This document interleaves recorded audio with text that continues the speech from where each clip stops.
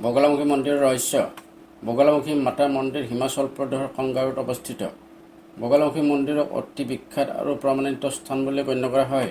হিন্দু পৌৰাণিক কাহিনীত 10টা মহাবিদ্যাৰ ভিতৰত মা বগালামুখীৰ স্থান অষ্টম। মাতৃৰ জন্ম হৈছিল ব্ৰহ্মাক পূজা কৰি। বিশ্বব্ৰহ্মাণ্ডৰ সৃষ্টিকৰ্তা ব্ৰহ্মাৰ পুথিখন কোনো অসুৰে চুৰি কৰি পাতালত লুকাই থৈছিল।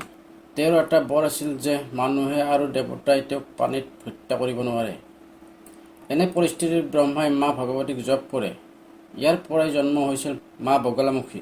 বগলীৰ ৰূপ লৈ মাতৃয়ে সেই অসুৰক হত্যা কৰি ব্ৰহ্মাক নিজৰ পুথিখন ঘূৰাই দিয়ে। বগালামুখী মন্দিৰৰ তাৎপৰ্য। কংৰা জিলাৰ পৰা প্ৰায় 30 কিলোমিটাৰ দূৰত্বত এই বগালামুখী মন্দিৰ স্থাপিত। বগালামুখী মন্দিৰ জালাজী আৰু চিন্তপূৰ্ণী দেৱী মন্দিৰ দুয়োটাৰ সমীপত এটা সিদ্ধপীঠ আছে। ই 10 মহাবিদ্যাৰ ভিতৰত অন্যতম বগালামুখী মন্দিৰ নামেৰে বিখ্যাত আৰু এইগৰাকী দেৱীক সকলোৱে অশুভ ধ্বংসী বুলি গণ্য কৰা হয়। হালধীয়া ৰং দেৱী বগালামুখীৰ অতি প্ৰিয়, সেয়েহে মন্দিৰৰ ৰং হালধীয়া।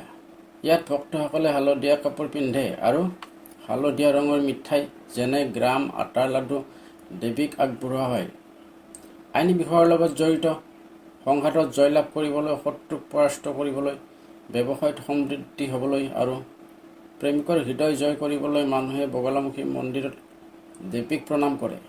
ৰাৱণেও মা বগালামুখীৰ পূজা শক্তিৰে তিনিওটাৰ জগত জয় কৰিছিল আৰু ভগৱান ৰামে লংকা আক্ৰমণৰ আগত প্ৰথমে ৰাৱণৰ ওপৰত, তাৰ পাছত লংকাৰ ওপৰত জয়ী হ'বলৈ শ্ৰীৰামে শত্ৰুনাশিনী মা বগলাক পূজা কৰি জয়লাভ কৰিছিল।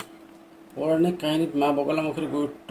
যেতিয়া কোনো অসুৰে এই সমগ্ৰ বিশ্বব্ৰহ্মাণ্ডৰ সৃষ্টিকৰ্তা ভগৱান ব্ৰহ্মাৰ পুথি চুৰি কৰি পাতালত আত্মগোপন কৰিছিল, তেতিয়া মা বগালামুখীয়ে তেওঁক হত্যা কৰিবলৈ জন্ম লৈছিল। মা বগালামুখীক পীতাম্বৰী বুলিও জনা যায়। ইয়াৰ বাবে মাৰ কাপোৰৰ পৰা আৰম্ভ কৰি প্ৰসাদ, মলি আৰু ভংগীমা সকলো হালধীয়া। যুদ্ধই হওক বা ৰাজনীতি হওক বা আদালতৰ বিবাদেই হওক, মাৰ মন্দিৰত পূজা কৰি সকলোৱে আকাংক্ষিত ফলাফল লাভ কৰিব পাৰে বুলি বিশ্বাস কৰা হয়। এয়া আছিল মা বগলা মন্দিৰৰ ৰহস্য।